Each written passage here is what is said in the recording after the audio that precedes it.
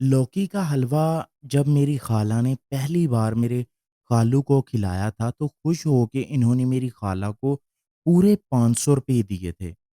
ये आज से 20 साल पुराना वाकया है। और एक आपके पूरा प्याला खा के भी रूखी सूखी वाह वाह पर ही टरका दिया मुझे। आयला ने मिनमनाती हुई आवाज में मुंह बसोरते हुए गिला किया। टिश्यू पेपर से मुंह साफ करते सफीर के हाथ वहीं रुक गए। लम्हा भर को इसने आयला की तरफ देखा, जो अभी तक शिकवा कुना नजरों से शोहर को देख रही थी। सफीर ने एक वजनी डकार के साथ देसी घी की खुशबू में रचा बसा टिश्यू पेपर आयला के हाथ में पकड़ी खाली प्लेट में यूं अदाए बेनियाजी से धर दिया, गोया किसी 5 स्टार होटल के बैरे को 1000 रुपए के कई कड़कड़ाते नोट बतौर टिप अदा किए हों। पहली बात तो ये कि मैं तुम्हारा खालू नहीं हूँ, और दूसरी बात ये कि तुम शायद भूल रही हो कि अरसा दराज तक तुम्हें मुझसे शिकायत रही है कि मैं तुम्हारे हाथ के बने खानों की तारीफ नहीं करता। अब मैंने तारीफ की है तो तुम्हारा फरमाइशी प्रोग्राम चल निकला है। मेरे नाना जान ने एक बार मुझे नसीहत की थी कि पौधों और औरतों की कांट छांट करते रहना चाहिए, इन्हें ज्यादा ढील नहीं देनी चाहिए, वरना बहुत तेजी से फैलने लगते हैं।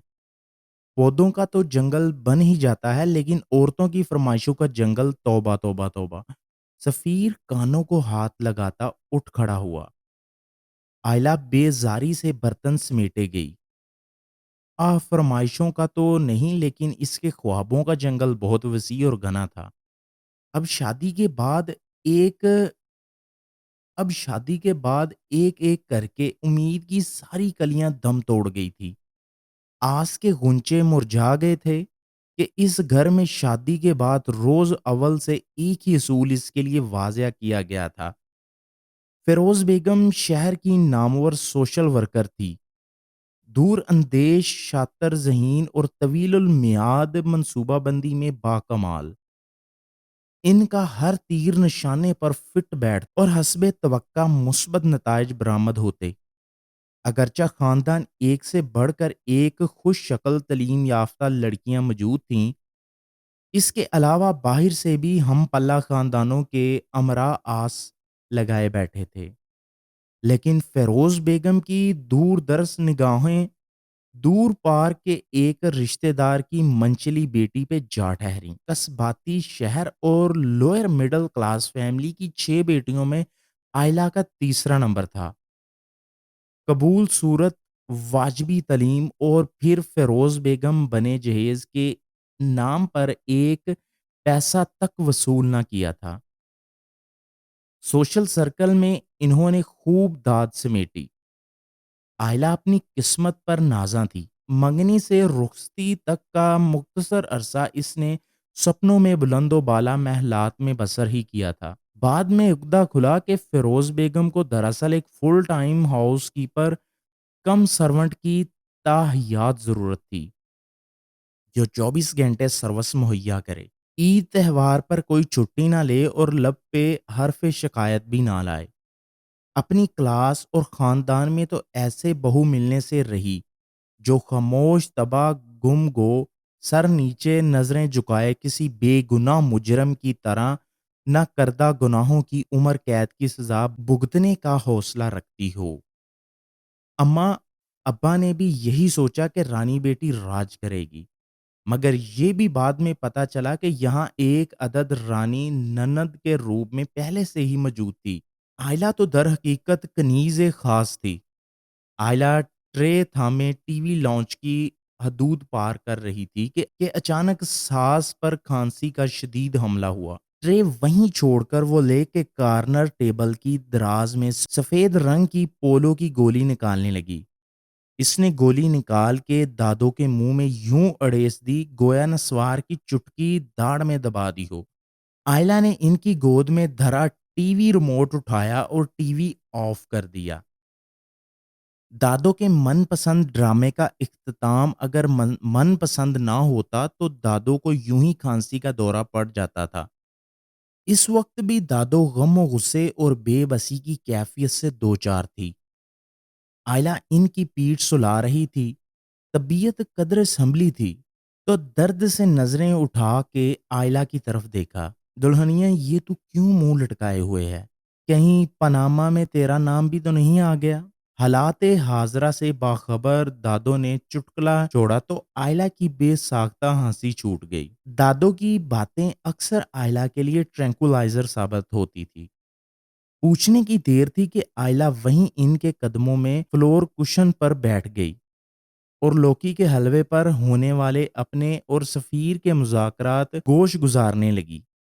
دادو نے سفیر کے رویے پر اتنی تشویش کا اظہار نہیں کیا جتنی دلچسپی انہوں نے گھیے کے حلوے میں دکھائی۔ بس دلہنیا بس، اب اتنی تفصیل سے انہوں نے حلوے کی ترکیب ماں جزیات بیان کی کہ یقین جانو خوشبو آنے لگی۔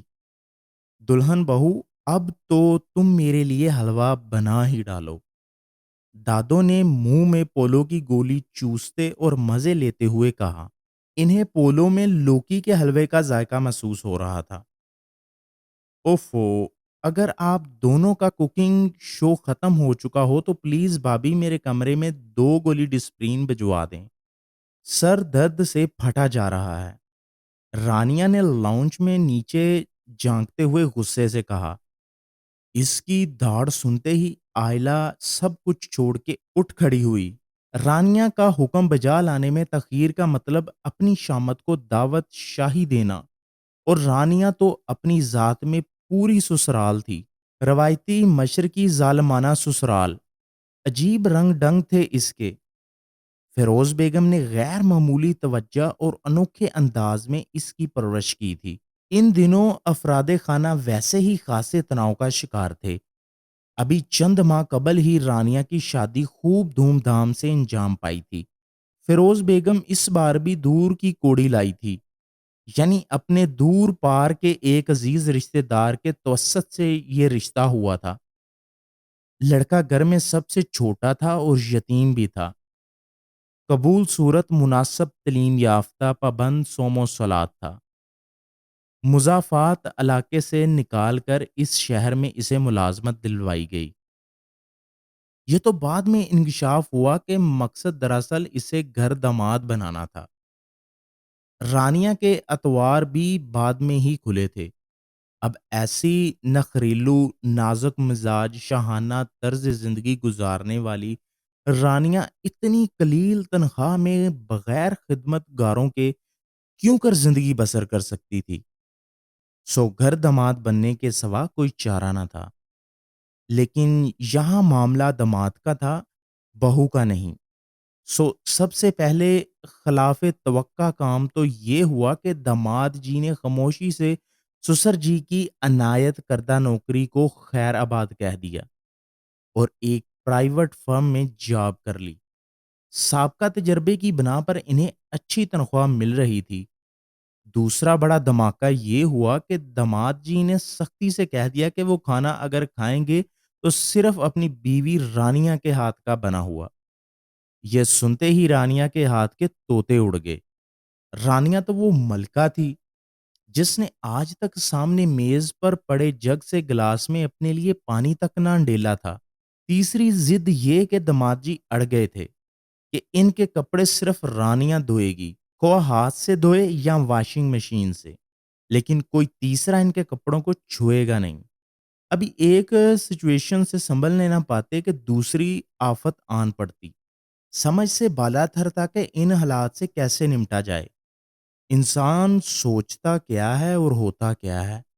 میں نے کتنی بار تجھے کہا نا فیروز کہ لڑکی کو زیادہ نہیں تو تھوڑی بہت ہی گرداری سکھا، اپنا آپ سنبھالنے لائق تو کر، لیکن تیرے بھیجا لاڈ پیار نے تو اسے اپنے ہاتھ ہلانے کے قابل بھی نہیں چھوڑا۔